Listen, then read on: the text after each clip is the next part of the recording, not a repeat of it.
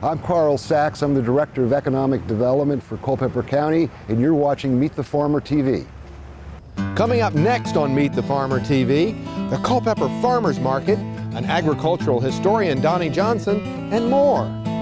Meet the Farmer TV is made possible by Planet Earth Diversified, Melly Productions, and Leslie P. Jenkins Photography and Graphic Design.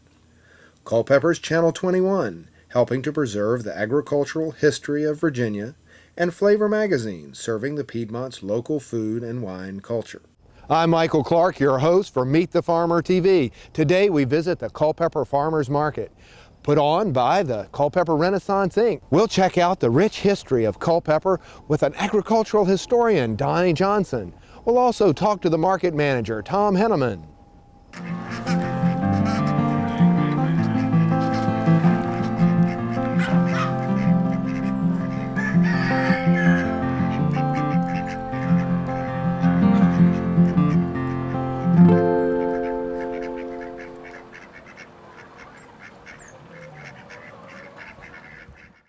So Donnie, what exactly is the history of Culpeper?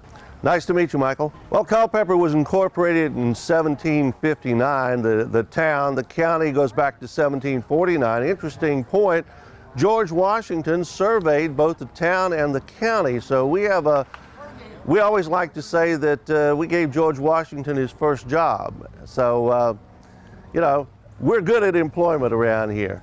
Is Culpeper's named after someone? What's that? Well, Culpeper was named after Lord Culpeper. It was part of a land grant from the king to Lord Fairfax, and it evolved into Culpeper. And we were originally called, the town was originally called Fairfax. And of course, then it got to be too many Fairfaxes in Northern Virginia, and we changed it to Culpeper in 1870. But we were originally Fairfax, and it goes back to a land grant from the king back in the late 1600s.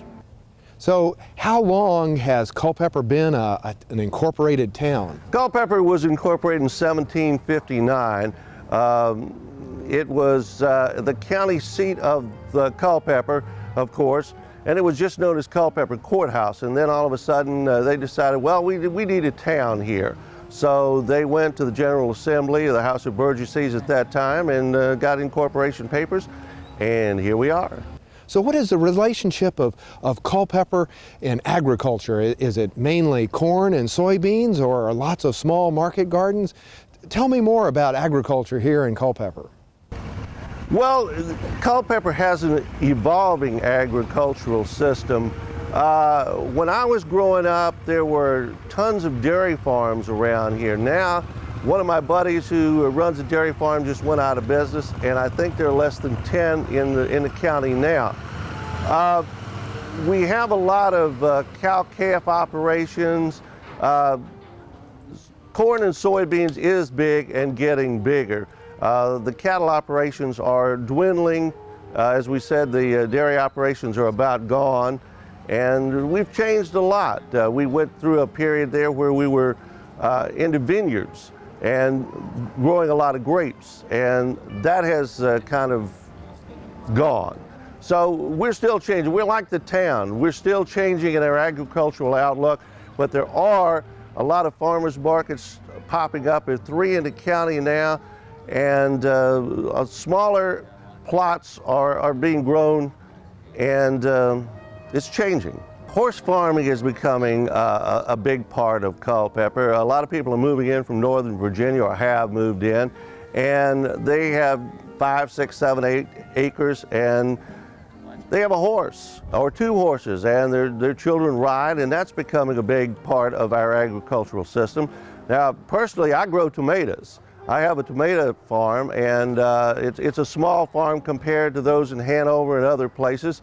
But it's something I've found that I can do in a small way and still make a pretty decent profit.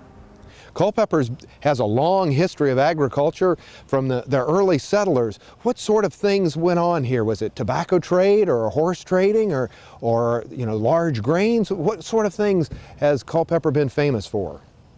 Horses have always been a part of Culpeper. We used to have races here, the Culpeper Horse Show every year at the old fairgrounds. That was a big part of Culpeper agriculture. There were a number of farmers around here that grew racehorses and raised racehorses. And of course, draft horses have always been a big part of agriculture until tractors came along. And as I said, my grandfather raised horses, and he farmed with horses. I walked behind a plow many times, did it on my own. So horses are a big part of this community. Well, the first thing Culpeper was famous for, like most communities in Virginia, was tobacco. And as a matter of fact, Daniel Boone rolled tobacco from Culpeper to Fredericksburg back in the 1700s before he went farther west into Kentucky. So tobacco was a big part, but tobacco, of course, eats up the soil. I mean, it absolutely drains the soil of all its nutrients. So there were not many years before farmers were turning to grain and corn especially. And you know, most people back then were subsistence farmers. They were not big farmers. They farmed enough to make a living, to have enough to eat in the winter and to feed their stock. It was just get me on to the next season. So farming has always been a big part of the community, and it's evolved over the years. Well, Donnie, that was a great history of Culpeper. Is there anything else you want to share with us? There are a lot of farmers now who are renting land and getting it for land use, because a lot of people with 20 acres of land can't farm it. They can't afford the tractors, but they want to keep their land in land use to keep other houses from going in there, and also for a tax deduction. And you can get a lot of land that way. The only bad problem with that, and I've done that, is that you get small parcels, and sometimes you'll work on the land and get it all in good order, and then the owner will say, well, I've decided I want to do something else with it. So it's a risk for the farmer, but it's a good opportunity on the other hand too. Land use in Culpeper is a 5-year deal. You renew it every 5 years, and as long as you're working the land and making at least $1,000 an acre, $1,000 on that parcel, you can keep it in land use and get reduced taxes.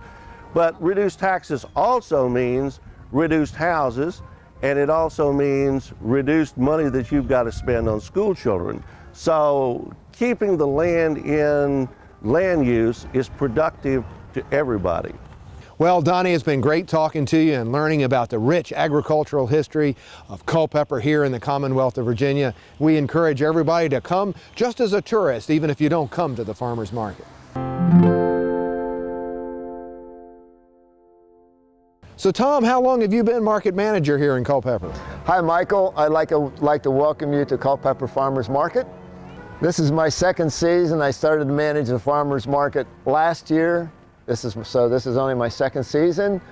I've tried to grow the market and expand it by, one, bringing in some vendors that do crafts, quality crafts. I didn't want it to turn into a craft market or to a flea market. It's still a farmer's market, but now we have a nice variety, and I brought in entertainment musicians. A couple of weeks ago we had a girl doing face painting, and so I've done a couple of things to try to make it grow, and it has grown. It's doing well.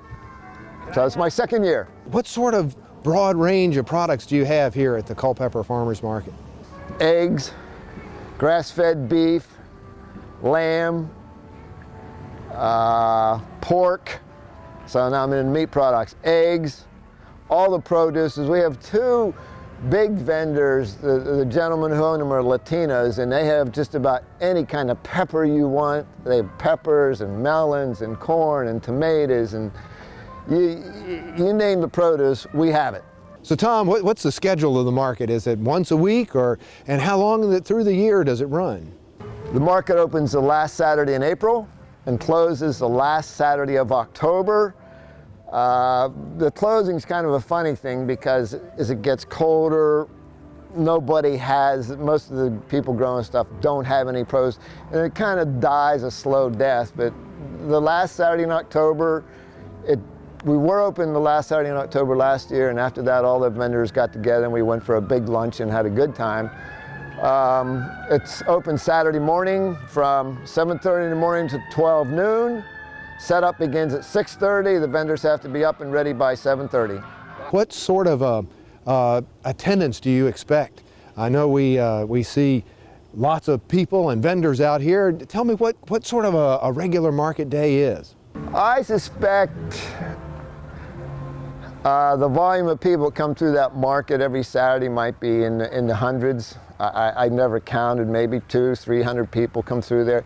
It's actually become a fun place to come in the morning and meet and greet and see old friends you haven't seen for a while. I see a lot of visiting going on, and we really like to have people bring there's one group, there's a guy who trains a dog, and he brings all the people that he's helping train dogs so they can walk their dogs around and get used to people, and so. Now, when it gets cold and sort of snowy and blustery here in Culpeper, does the market continue as a holiday market? The market closes the last Saturday in October. There's no snow yet. It does get chilly. We've been talking about opening a year-round market, but we haven't yet been able to make that happen. The building and the location and the time, all those things haven't come together yet. So that may happen in the future, but right now, we don't know. Well, Tom, take us and introduce us to some of the vendors here. Okay, sure, Michael, follow me. We'll go up to the market and look around. Hey, Mike. Barry, how are you? So good to see you. Yeah, good to see you too. This is interesting. Yeah. This is Barry Bader. He grows the nicest, biggest heirloom vegetables.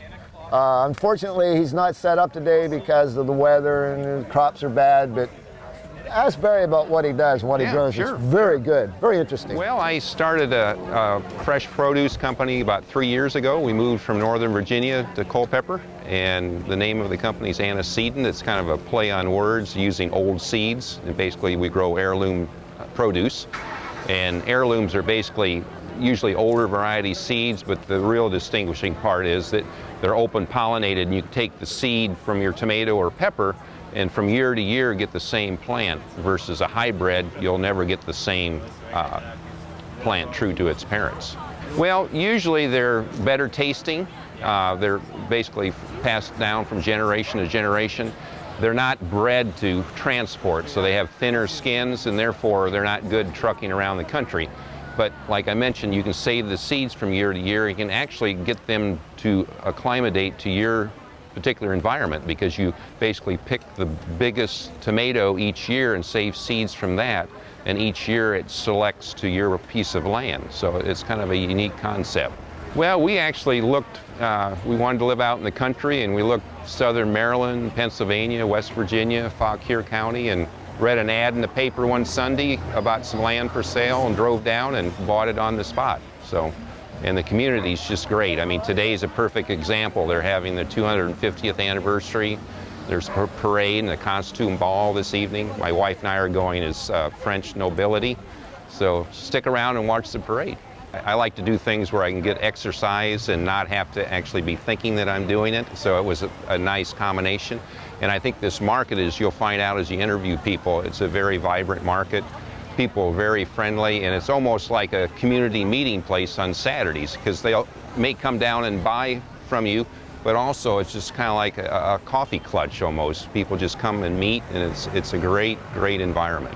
I've sold to a couple of the restaurants. I think you interviewed Frank Margolis here earlier that runs Fody's. I've sold to him, and they've been very open. And it's just nice to talk to your customers. You form these relationships, and they come back year after year. Really, the Culpeper community has been very supportive of me and of any vendor really here in the market, and the new ones reap the benefits of that. That's terrific, Tom. Show us somebody else. I'm Scott Barnhart.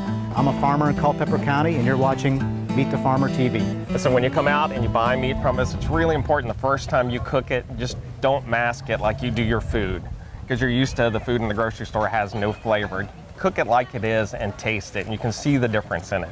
So I think that's real important for everybody to do the first time. Then you can go back and add whatever you want to it. And it just makes it more special that first time. You're like, oh my God, this tastes like something. Yeah, we just had that happen today where somebody had some ground pork of ours, which was just simply ground pork with nothing added to it.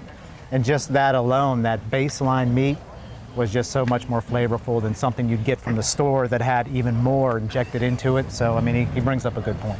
And Tom, how about jams and jellies and baked goods? Hi, Michael.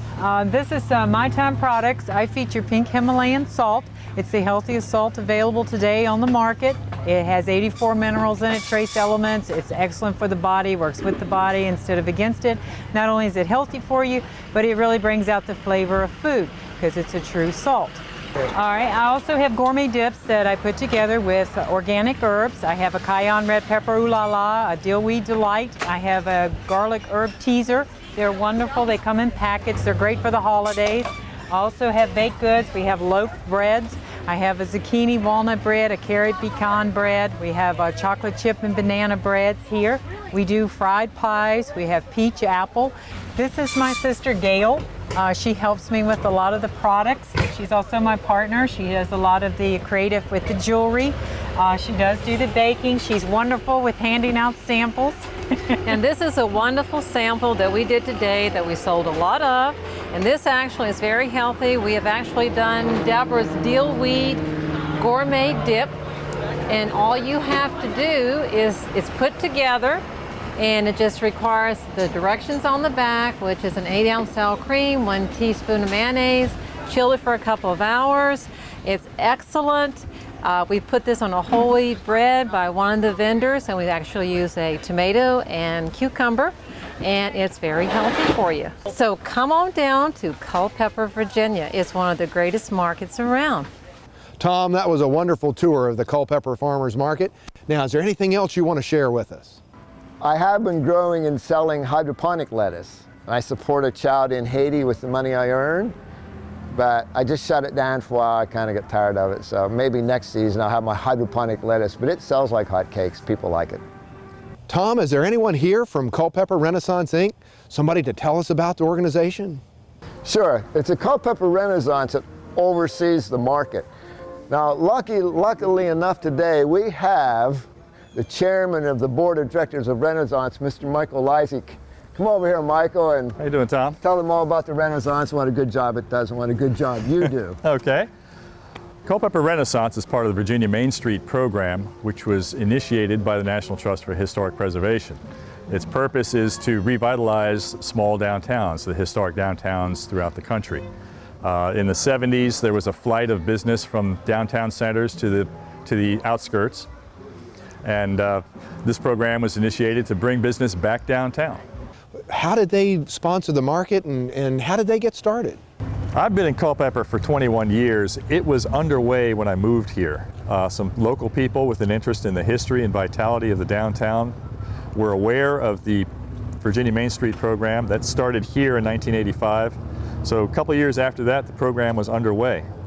And it started this was a different town at the time. There were a lot of boarded up buildings, a lot of empty streets, and they did things like put flour barrels out to sort of make it look better. They built up relationships with the banking community, with the town fathers. It is a public-private partnership, and without the town's unwavering participation in this program, you would not have what you see today. The market was going every bit of 20 years. Initially, it was under the auspices of the parking authority. They needed permission to use the parking lot, and it just stayed as part of the parking authority's program. 4 years ago, Culpeper asked us, the Renaissance, to take it over. And when we took it over, it had 9 vendors, 9 stable, solid, long-term vendors. You've talked to Tom, I forget how many we have now, but it's in the mid-30s. And we applied the concepts of the Main Street program to this little parking lot here. Design, promotion, economic restructuring, and organization. And what you see is a result of that program. The market is expanding now. It's bursting at the seams. So we're going to have to look at how we integrate it into a different location, either down here by the depot or some more space available to the north end. But we want to keep it here where it has an impact on the rest of the town. This is like a mini event all summer long, every weekend. One of the emerging trends now, as you know, is this eating local, buying local. I was at a seminar, actually a workshop for the Main Street program earlier this week. And one of the terms that I heard over and over again was the word locavore, people who look for local goods to buy and consume. And that is only going to get stronger as time goes on. So I think you're going to see a lot more interest in local produce, and I think you'll see a lot more vendors down here serving that need. Is there anybody else you want to introduce us to? Oh, absolutely. We have a gentleman here, his name is Frank Maragos, and he owns a restaurant called Fody's. It's just an outstanding restaurant. In fact, Frank used to buy some of my hydroponic lettuce and use it in his restaurant, but he has a great place. Frank, come on in and talk to these gentlemen. Thank you very much. Frank. Good to see you again. Hi, like you said, my name is Frank Maragos. I have Fody's restaurant right here on East Davis Street. We've been there for about 4.5 years. My background is I'm from Minot, North Dakota, a small little sleepy town. The Greeks decided to invade back in the late 20s during the Homestead Act, and he found a wonderful German woman to marry, and we have a German side, they're all farmers, and the Greek side were all restaurateurs, and so we actually took good care of each other. So growing up, you know, the summers were always at the farm and the winters were always in the restaurant. And so we learned to appreciate everything that came from the land and to take care of it, and how important the local farmers are to be a building block to the communities. Every community was built on the local farmers and what they were able to supply, and you know, the demand for fresh, beautiful produce. So when I opened up the restaurant, I knew it was going to be a major component of the restaurant to have the opportunity to work with the local farmers. They grow some of the best produce in the region. The land is fantastic, the availability, the variety of what we can grow here. I probably source out at least 90% of my menu to the local farmers within a 5-mile radius of the town. We have majority of them just show up with baskets of goods: okra, tomatoes, peppers, eggplant, bok choy, you name it. Baby corn is grown for us. And then, you know, on top of that, we have, you know, about 5 or 6 different farmers. We get pork, chicken, lamb, anything you can possibly get. And I was just talking with Pleasant View Farm about my turkeys coming up for Thanksgiving, and we change our menu based on the seasonality of what's happening in the town, and also what surprises us at the back door. You know, from even brook trout raised, you know, and brought to the back door, still swimming in buckets of water, you know, 5-gallon pails. It was just, it's the coolest thing every single morning, just to kind of wake up and kind of see what's going to walk in the back door. We have certain farmers, Sleeping Willow Farm out in Summerduck. They do log-grown shiitakes for us. I mean, you should see these shiitakes. We actually did a shiitake, we call it a vegetarian option. It was a grilled shiitake steak. These shiitakes on the average are about the width of your finger wide. They have about almost the size of a portobello, and every single one is just, they hand pick and snip, box them and bring them to you. The greatest thing about the farmers is they want to grow for you. They don't want to just plant their beans and this and that. They actually want a challenge. And so when they approach you, it's something I take very serious, because this is something that my guests are going to enjoy, and I want it to be the best. I want it to be the consistency that I need, and I always buy from them. I always make sure I'm there for them, and even when it's a little slower, sometimes I take a little bit more than I should, and we find creative ways to pickle it and preserve it and things like that, because I want them to make sure that I have a sustainable influx of fresh, beautiful product, be it, you know, whatever it is. I go to the place, I see what they're growing, what are they using to fertilize, if they're not fertilizing, are these in compost? And then I made a deal with half the farmers that I have that have chickens, and for the pork, is that's how I get rid of all my vegetable scraps. You know, so that's, as you go back to not being an accountant, I can use everything from the rooter to the tutor, and I can use every bit of, even up to my peelings, to produce, you know, to grow the chickens that then eventually come back to the plate. Definitely try Culpeper. It's a very unique place. It has everything you want to get away from the big city, but everything that will intrigue you and bring you back again and again. It's got the quaintness of a historic town, but at the same time, what other street can you find a Belgian chocolatier? Can you find, you know, goods from all around the world? Can you find a leather shop imported from Spain? Can you find vegetables grown in the backyard and walk to the doorstep of the restaurant to put on your plate that evening? There's very few places that I can ever think of that it can be as unique as that. Is there anybody else you want to introduce us to, or anything else you want to show us? There's one more gentleman. as we talked about, Culpeper Renaissance tries to help the downtown grow. Well, gentleman, Karl Sax is in charge of Culpeper Economic Development Authority, and makes sure that things happen in the whole county. Karl, come on in and talk to these gentlemen. Thank you. Good morning. The thing you should know is that for Culpeper County, agriculture is a very important industry. Both the Board of Supervisors strategic plan and the Economic Development Strategic Plan identify agriculture as something that we need to preserve and protect and try to stimulate. And we've developed a number of programs to do that.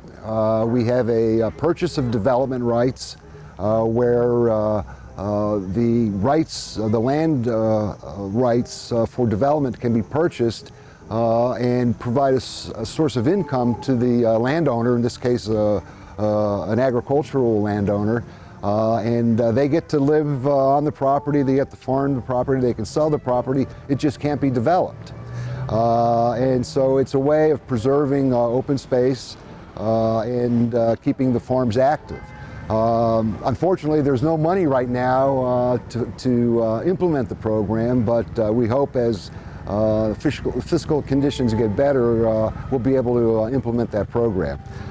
There's also a transfer of development rights where the actual private developer can buy the development rights from a landowner and use those to increase densities in urban settings and again preserve the open space in the rural areas.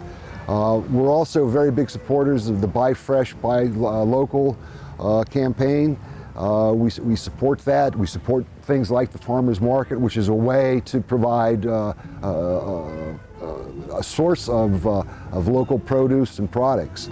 And finally, we every year, this will be the 12th year, we operate a farm tour. And about 14 farms are open to the general public free of charge. And the farms range from traditional dairy farms to boutique farms to wineries. We have an alpaca farm, we have a llama farm, and we have a lot of neat things. And it's free. It's always the first weekend in October. It's coming up next weekend. And we draw 6,000–7,000 people to Culpeper to tour these farms. And it's a real interesting event. It educates people on what farming is like. A lot of people have never been on a farm. Here's their opportunity to see what it's like and to learn what farming is all about. And so we hope that by educating people, we'll encourage people to recognize the value of farming and why we need to preserve it. And that's why we do the farm tour. Well, Tom, it's been great talking to you, and we encourage everybody to come out to the Culpeper Farmers Market. Well, there you have it, the Culpeper Farmers Market and a rich agricultural history of one of the founding counties of the Commonwealth of Virginia. So even if you don't come to the Culpeper Market, come to Culpeper just as a tourist. And we'd like to give a special thank you to Channel 21 here in Culpeper for supporting agricultural history and Meet the Farmer TV. Well, thank you for joining us for another episode of Meet the Farmer TV. Culpeper Farmers Market is now closed.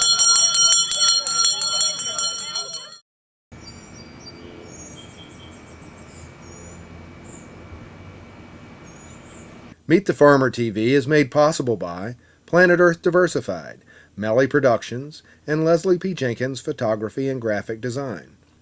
Culpeper's Channel 21, helping to preserve the agricultural history of Virginia, and Flavor Magazine, serving the Piedmont's local food and wine culture.